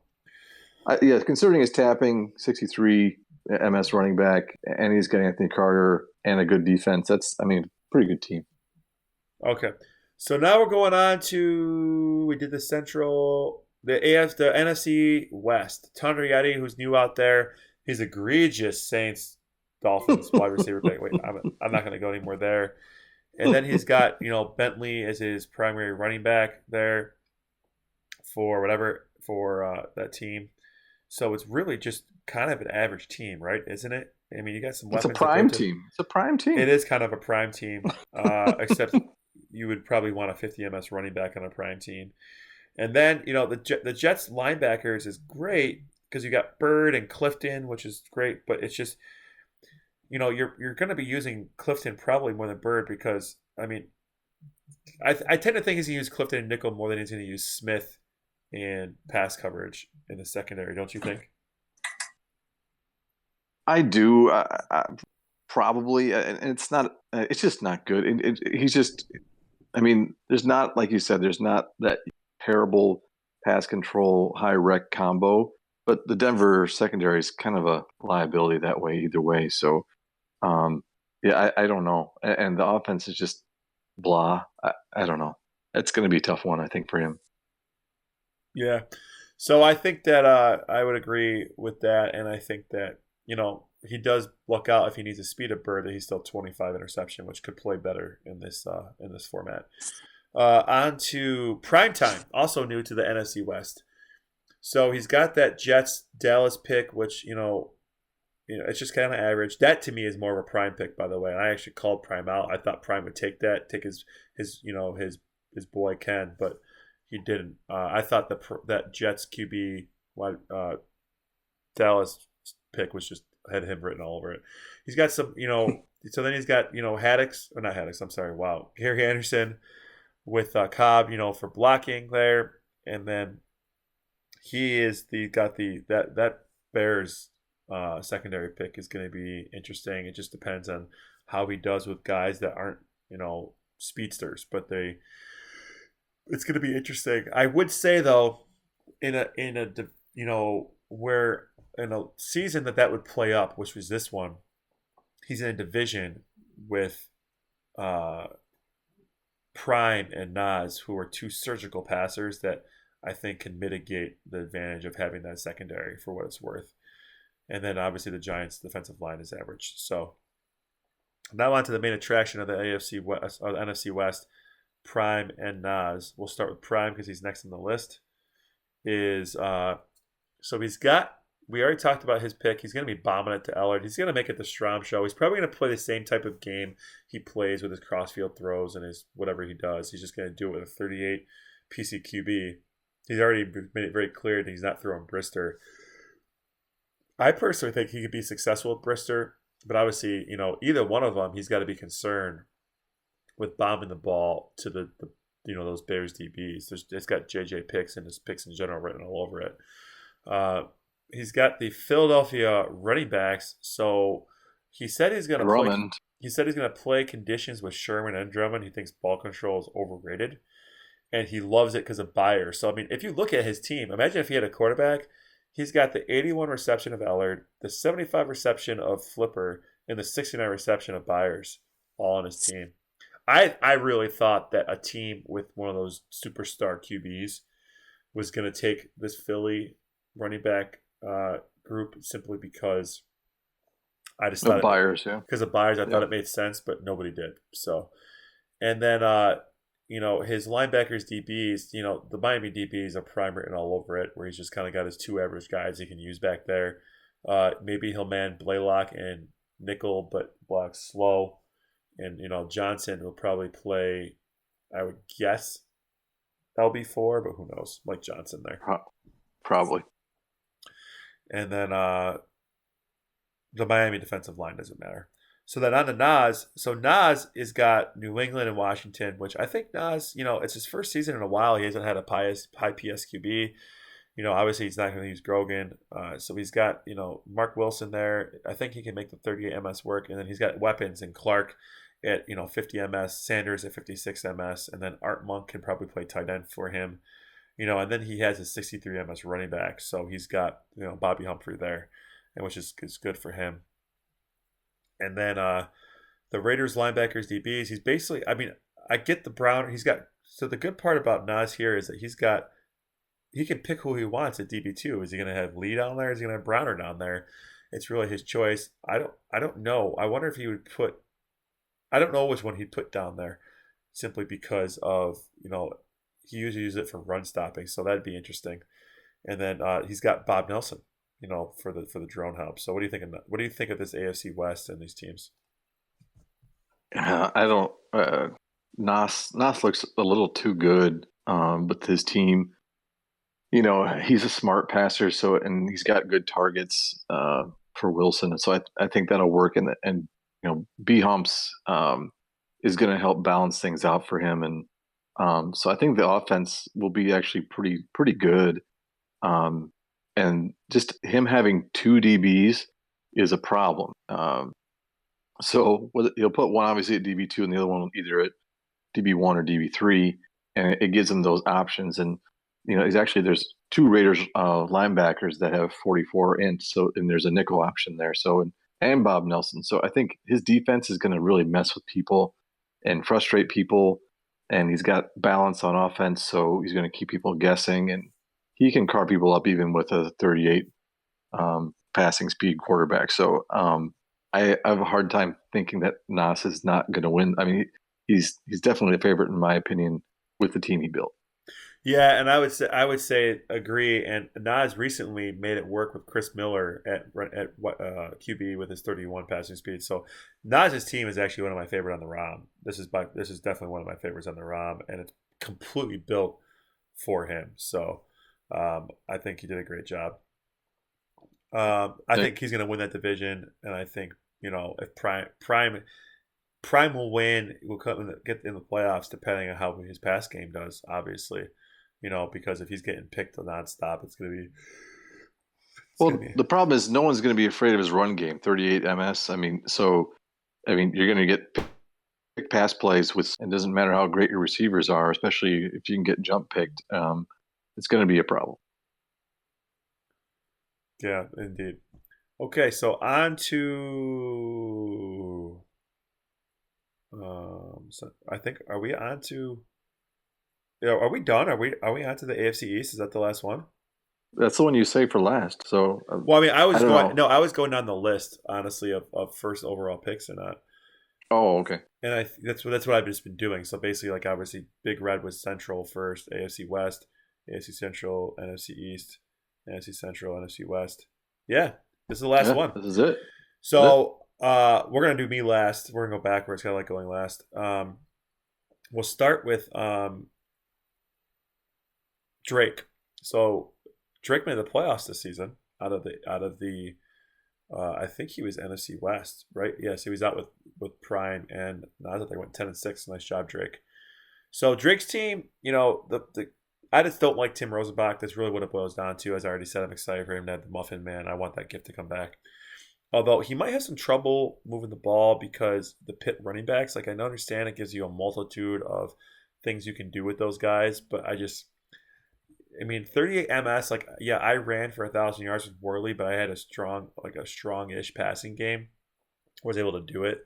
So I'm kind of concerned a little bit about Drake's ability to move the ball. To be frank there. He's got Richard Johnson as his primary defender, and that's pretty much it. That's really the Richard Johnson show. Do you see anything else that I'm missing here? Well, I mean, he's got speed at receiver, but like you said, I think people are going to be picking pass a lot. So he's got to, as long as he stays and keeps people honest with the run. He does have a 50 MS kick returner. So, I mean, you can throw that in there with obviously someone who's going to have 81 ball control. So I think he can, he does like actually the kick return game quite a bit. So maybe he's kind of, that's why he went that direction, just to make the field shorter. There's Ray. Oh no, sorry, they don't have that. So yeah, pretty much Richard Johnson and some good drones. So I think he can get some stops with that. I like Drake with a better running back. I've always liked him as a runner. I just kind of like the way he plays, but this would be a little bit different for him. But if he keeps people honest, uh, you know, he's got a chance, and this defense should be able to keep him in games with an elite DB if, like we're predicting, if they have kind of an up season.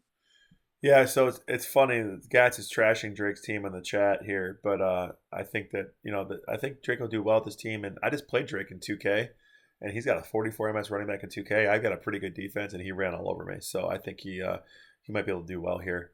Moving on to JP the bowler, so the Denver the Denver pick with the Green Bay wide receivers, it's basically just what Elway to Burn Roos to Sharp. He does it the 63 MS running back to make it work. I tend to think that he might play Kubiak instead of Elway. I don't know, but he really shouldn't because Elway is 25 MS.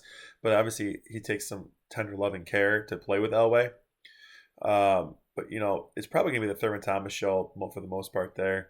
And then he's got McMillan in the secondary, which could JJ pick anybody, but and then he'll also have Leslie O'Neal and Plummer. So that gives you a 69 and a 63 HP guy. Oh no, Plummer's 69 HP. Yeah, it'll give you two 69 HP. Yep. Leslie O'Neal is 63 HP. Plummer's 69 HP. And so I'll give you two guys there. And Plummer's fast enough, I believe, to he can potentially play LB1 to block kicks. Maybe if it takes a little longer. And then and that's pretty much all we need to talk about there. So I I, I just don't know if this team. I mean, we already beat his running back pick. For a guy who hasn't played literally since he left HSTL for the most part, I just don't see how he wins in this team. I mean, we have a pretty strong division ish, but I just don't see how he's going to win with this team. What do you think? Yeah, I mean the Jets O line's not great either. So you get a couple run stops, get them in a passing situation, and then what are you going to do with Elway? So, especially if you're maybe potentially a little rusty and things, especially with this format, I think it could be a tough road for him. Yeah. So on the Big Hawk, well, welcome back to the New York Jets, buddy. It's been we missed you on the AFC East. So I mean, we already kind of beat up his pick a little bit. I just don't like Chris Miller, to be honest. But I mean, it's obviously a fast, it's fast wide receiver. So we'll see how that goes. I mean, it kind of works out where he's going to be chucking the ball, I guess. I mean, maybe it'll open up his run game. Although you got to worry about the fumbling of Low White, because obviously the 38 MS isn't going to play, and so I don't know. His offense is going to be, I think, just chucking the ball a bit, or maybe throwing short routes to people they can like get the ball in the hands of his playmakers and do it that way. I'd almost even consider using Millen the whole time instead of Miller at all, to be honest with you, and just running with that. But and then I was really upset. I wanted his linebacker DP pick so bad. Like that was my pick. I was taking Francis with McDonald and Young. I love that pick simply because of the value you get, two DBs and whatnot. So I really wanted that pick. I was pissed he took it. And then obviously Washington, in New Orleans and the defensive line. So I just don't know what he's going to do on offense besides chuck the ball, but I love that linebacker defensive back tandem. What do you think? Yeah, the defense is, I mean, great, and so it's kind of a complete defense, and um, yeah, I mean, he won't. It's how you use all that speed on the Raiders. He has more than what he'll be able to use, so he can play some conditions. Um, try to keep people honest on the run, so and can dump it off and still get good gains. So if he's patient, I think it could work. And he also has the option to go deep, of course, too. So with all that speed, it could be interesting. So and his defense should be able to keep him in games. So I mean, I don't mind it so much. Wouldn't be the team I would build completely, but I really do like the defense part and speed is speed. So So I built my team specifically to cater to the people I was playing, right? So looking at these people. Let me just run through some stuff here because we're obviously at the end of the show. Is we've got literally 63 MS Galt in the division, 63 MS Grady, whatever his name is in the division, 56 MS Brown in the division, 69 MS Sanders, 56 MS Gray, 63 MS Thurman Thomas, 75 MS Bo Jackson, 56 MS Marcus Allen, all in the AFC East. Did you mention Andre Reed? Oh, 56 MS Andre Reed. Forgot about it. I forgot about it. Plus, wait, where's Drake's team? New England. Did I miss anybody? Oh, and 56 MS Mark Ingram and 56 MS Stephen Baker. Wow.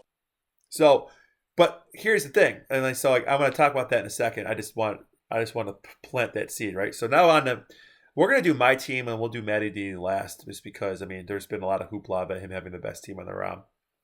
So with my team, obviously, I talked about that Minnesota Buffalo pick. I just want to bail out for Barry. I'll have Andre Reed at one wide receiver, and I'll have Mel Gray at the other. So I usually like to differentiate the speeds, but they're both the same speed. But what are you going to do? I don't know. Maybe I'll run the 2 running back offense instead. I'm not really sure what I want to do there. And obviously, I've had my problems with Whiskey Wade, so it's going to be interesting. And obviously, I've never had an OL as bad as Philly, but I think I really built a good. I really think I built a good offense. I really do. Put McKellar there and maybe run Metsalaris in for some blocking. So, and then on D. So what I was talking about with my deep stuff is when I picked my defensive line kicker punter, I picked the defensive line that had the fastest RP guys. That could get places. So I picked the last defensive line with 238 RP guys, which seems stupid because I could have taken one with a 44 RP guy, maybe Mandan, but if I wanted to, but I didn't want to do that. So, and then because my linebacker DB pick, I didn't think that interception mattered as much in the DBs, with what was left on the round. So instead of taking like a DB pick where you had, I think I could have taken Deion Sanders. That was available to me, but I just didn't see any of the value because while they had 50 interception rating guys they're all slow.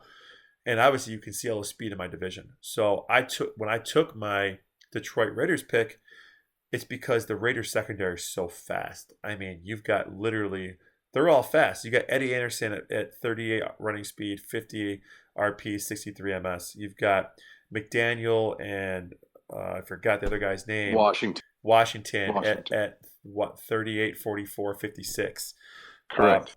And then I think Harden's the slow one. I think Harden's a little slow. So I mean, you got drone help, and then you've got Spielman who can play linebacker 1 and block kicks, and I could put Kofor for my lurching at linebacker 4 and play nickel. I'll definitely probably be playing some nickel with Kofor. So I think I drafted. This is probably one of the better teams I've ever drafted, to be honest with you. I'm pretty proud of my team. I didn't get everything I wanted, but I think it's one of the better teams I've ever drafted. So what do you think? Well, Wilson to Reed is, can be offense by itself. And then you have Barry. So, there's plenty of options there as long as the line holds up in certain matchups. And even if it doesn't, there's no reason to think that you can't move the ball. And even if you get in a hole, you have that back and B bailout built in there. The fact that you have Mel Gray as well is just kind of a little extra bonus, and hopefully you can take advantage of that. Yeah, I mean, you could definitely do like the burn routes to either side, or if I threw Gray at running back, I can run a 2 running back offense. I mean, it's kind of it is a drop off from 69 to 56, but who knows, Yeah. I think the defense is enough. You have the pieces you need, and I'm not overly inspired with the Dallas defensive line. I think it's kind of they are what they are. Well, but, I wasn't boasting about the defensive line. I was just boasting that I would pick the fastest one left. I mean, if you look, I'm pick, I think I was pick, I don't know what pick I am, like pick 12. So, and then this was during the run of all defensive line picks. Like people surmised that defensive lines would be the whole round 4, and for the most part it was. And so I didn't have much choice, unfortunately. Sure. And that's So go ahead. fine, but you have a linebacker, lots of options in the secondary, and um, well, I think it'll be good. It's certainly enough to be competitive with, and you have some elite speed on offense like the rest of your division, so that should be a fun division to watch. So now we're going to what everyone is saying is the best team on the round. So you've got Medi D, which we talked about, who inexplicably was able to pick Bo Jackson, and so by inexplicable, I say this is as inexplicable or more inexplicable as it was when Rico was able to get QB Eagles. I think eighth. Oh no, he didn't get an eighth. It's because round zero, the top 8 guys wanted to draft somewhere else. Boggled my mind. So this is probably more inexplicable than that. So then he's got Bo, right? Then he picks DeBerg. So now he's got DeBerg to the Philly. He's got 56 MS Marcus Allen. He's got the 75 MS Bo Jackson. He's got 50 MS Keith Jackson to throw to. And then, you've got Barnett and Kevin Williams in there and whatever else. And he could put, LaBelle in if he wants more blocking. So, I mean, he's got people to throw to. And DeBerg can bail him out. So, you could be concerned a tiny bit that DeBerg's only 6 MS with Tampa Bay's offensive line, but Matt can make it work, right? Then you go to defense. He's got the Denver linebackers, which you throw Carl Mecklenburg at LB1, Fletcher LB4 for lurching, and so he's got the dual threat there. Although Fletcher is small, so who cares though? And then the top to off for all us guys who have crappy offensive lines, he's got 69 HP Jerry Ball on his defensive line. Like, what the hell, man? So, I mean, well, and by comparison, you got DeBerg in the third round, and Phil Simms went in the first round. So, tremendous value there, especially if he's going to be throwing to like a Marcus Allen, who might probably play wide receiver. That's going to work out with his higher, pass control. The whole team. I love the defensive tandem there too. I mean, it's complete. Ball's a nice piece as well. So. The kicker is going to be Tampa Bay O-line. Will it all work with Tampa Bay's O-line? And that's the only question. And having a slower quarterback with that O-line, isn't ideal at all either. So it's just going to be certain matchups. How's that O-line going to hold up? I think against your team, it'll hold up really well, but others maybe not so much. Yeah, so it's going to be interesting because I've seen Tampa Bay O-line chew up some people who were good. Like, I think Tecmo Bowl had them one season and really hated them, and I don't know who else has had them and really complained. So Gatz is pretty convinced that Matt is going to be fine, but I guess we'll see. We'll see how it goes. So now, I mean, obviously I think Matt's going to win our division. I think I can come in second. So now that you've seen all these teams, let's rate the teams. Let's go top 5 teams, okay? Who is the best team? Who is the best team? I still think Randy does. Quarterback, obviously notwithstanding, but he can be smart with that, and it's just I like that team a lot. To me, it's still Randy's got the best team. Nas is up there, especially for his style. I really like his team as well. I don't know if I can say I like Matty's team just because of the Tampa Bay O-line, but besides that, it looks awesome. So, I mean, I hate Speed's team. I'll just throw that in there. I really don't like Prime's team either. Sorry, Prime. I just don't. I know we're talking top 5, not bottom 5. Sorry, I'll stay focused. Yeah, you got ADD over there. What's going on? I'm just flipping through it as I see one. I'm like, oh, that looks terrible. So go ahead. I'd probably say no particular order. Obviously, you got Matty D up there. I'd say you've got Nas. You've got Turbo. I think I'd say Jesus should be up there, maybe. And Randy, Yeah, I like that. and Randy, I'd say Randy as well. Yeah, I like Turbo and Jesus' team as well. I wouldn't like Randy's team as much without the San Francisco D line. If he had just Fulcher and that was it, I would probably not like his defense. I mean, Fulcher's the one-man defense. I get it, but he'd have no backup. But the fact that he has the San Francisco D line is what, for me, pushes Randy up in that upper echelon. But I still think that I get it. Tom Zach can throw the ball and chuck it to those Houston wide receivers. I'm concerned that it's going to be all over the place. I mean, Gas was saying in the stream chat that Game High was having a hard time getting the ball to Rice with Jack, and I'll tell you from experience, it takes a required angle to make it work with Jack, and even I didn't get it half the time. But I don't know. I just think it's going to be interesting to see what Randy can do with that group. I think I've never seen that happen before. I've never seen such crappy QBs throw to such good wide receivers all the time. So I think it's going to just be interesting to see. But going back to what I was saying, I would say that those guys are up there. I'm going to classify myself up there too. I think I have a good team. I'm proud of my team, and I think I need to put up or shut up this season a little bit there. And I think the worst teams.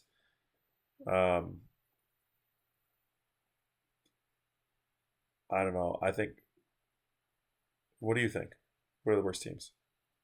Sorry, I cut out a little bit there, but kind of like I mentioned, I mean, I think the worst teams are the ones you're looking at the top because I think some of those guys just really whiffed on their first pick and it just killed them. And I don't like Speed's team really at all. It might work for his style. I know he's got crazy BSD man love for QB bills, so it might work for him offensively, but defense is still going to be a problem even if it works. So, Big Red, I think messed up pretty bad there too, but we'll see what he can pull together. His offense doesn't look terrible, but I don't know how he's going to play defense. So I think those two are kind of right there for me. But we can't forget Tundra Yeti, and that's just kind of yuck.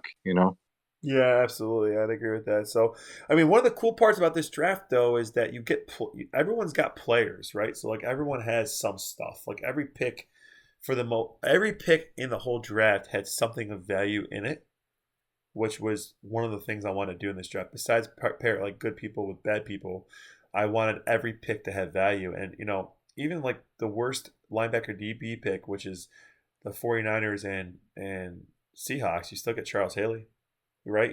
So it's at least one thing you get. It sucks.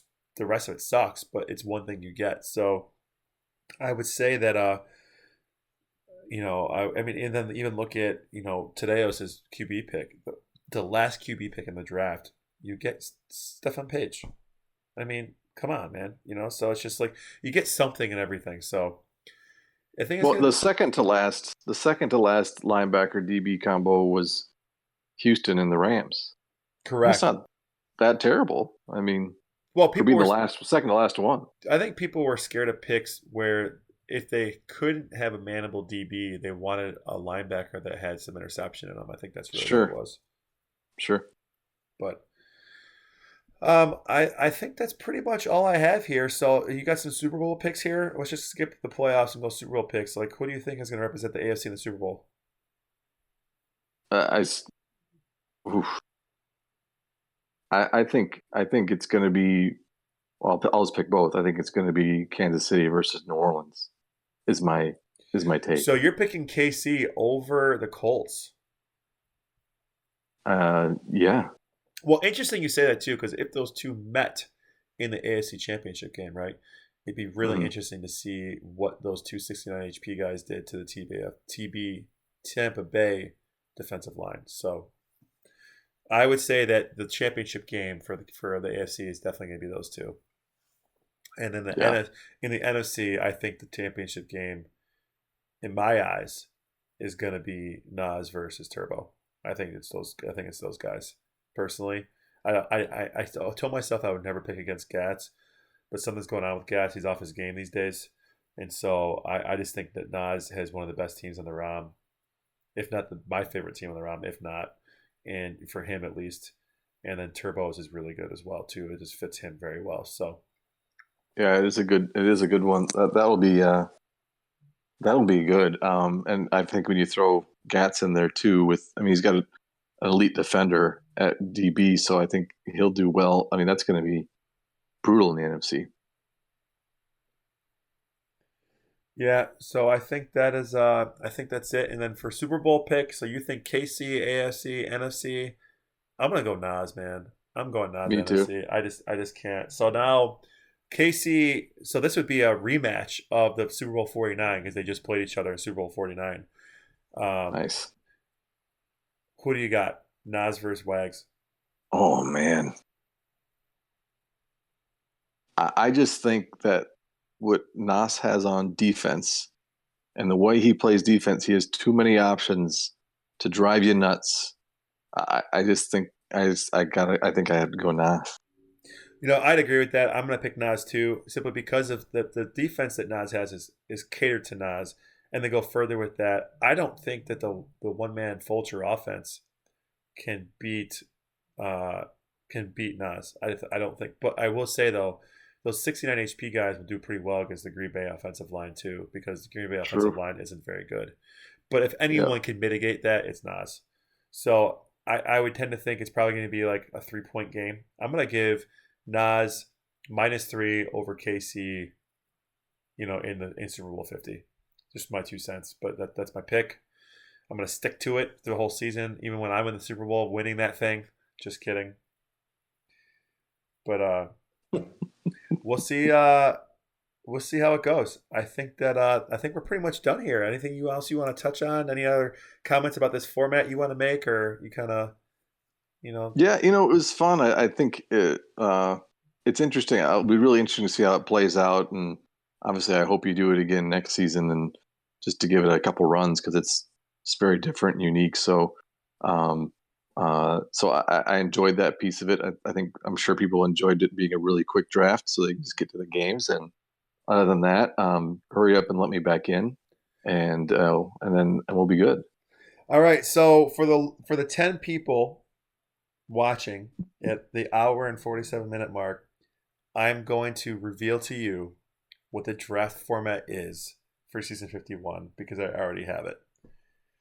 So, without further ado, I really liked this draft format. I thought it was interesting. But I think if we ran it back, it would be much different because everyone would be a lot smarter and it wouldn't be as entertaining. And while I'd wondered how it would flesh out, I don't want to do it again, not right away at least. So what I'm going to do instead is we're going to run this back, except we're going to lock the offensive line, the defensive line, the linebackers, and the defensive backs positions. We're locking them. No moving them around. So that is what we are doing for the season 51 draft. We are going to do this exact same format, exact same tandems, except we're locking OL, DL, LB, and DB. No moving. It's going to make those defensive line picks a lot more valuable, and those offensive line picks either more valuable or less valuable because you don't, I mean, whoever your returner is and all that good stuff. You just can't move people where you want them. It's going to give it a lot more of an OG feel. I know this game is very defense or offense heavy, but I just think that this is going to make it really interesting. So you heard it here first.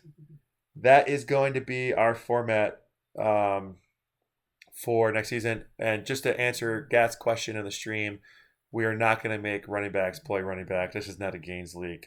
It's going to be just like it is on the OG ROM where you can move all your guys around any way you want on offense. So, but Viking Mo, thanks for coming, Yeah. man. I appreciate it. Thanks for coming back after your work call there. I appreciate you helping me out here and hopping on. Uh, Obviously, as we proved here, we still did this much quicker when we were in front of each other. It's true. It's true. For some reason, it's just more efficient that way. But it's always a pleasure speaking with you and talking Tecmo. So appreciate having me. Yeah. So, and I appreciate you coming on. You're welcome to come on anytime. I do know, just for a couple of stream updates, we are going to be whenever the Thunderdome Championship between Brewdog and Nas is played. It's going to be I'll be streaming that and commentating that, so I'm excited about that.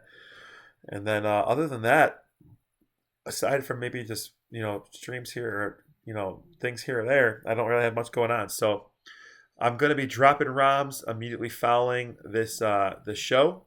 I'm gonna do them tonight, as I said I would. I hope everyone's alignments are in, and that's all I got. So, Viking Mo, thank you, buddy. Appreciate You it. bet. Can't wait to do it again. And to everyone else, we'll see you again real soon.